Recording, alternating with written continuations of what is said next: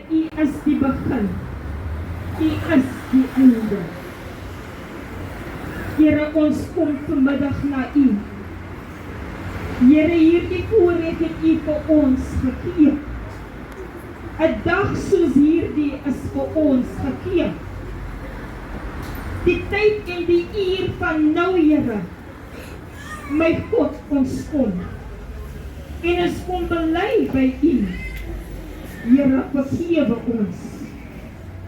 Wanneer ons dink wat ons dink van onsself. Here, daar is twee paaie wat U vir ons leer.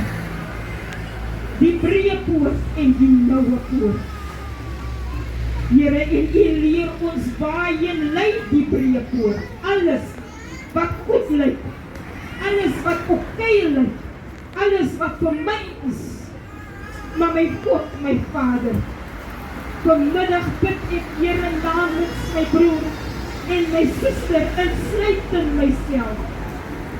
Here, vergewe ons van ons sonde. Here, vanmiddag maak ons van hierdie geleentheid, Here, maak ons gebruik om op hierdie tyd weer eens te kan bely. Want U het vir ons gekom. U het vir ons kom sterwe op die kruis van Golgotha. En Here, U het gesê dit is volmaak.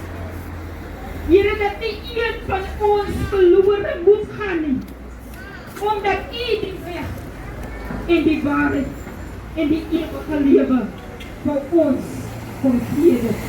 Deur U Seun Jesus Christus. Baie dankie, Here, vir ieder en elk wat vanmiddag hier is. Here, wat sy hart uitroep na U. Here, almal is hier, verskillende omstandighede. Here, 'n hart, my God, wat net U hoor en wat net U sien.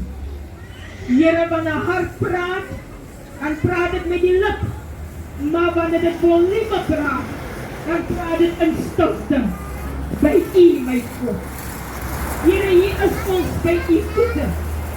O, my God, neem ons aan, soos ons vra vir vergifnis van ons sonde. Neem ons aan, Here, vergewe ons van al ons dade. Here, wat afgruwelik is voor U aangesig vanmiddag. My God, my Vader, dankie vir hoop. Dankie vir liefde. Dankie vir vrede. Dankie dat ons kan na U toe kom. Here, net so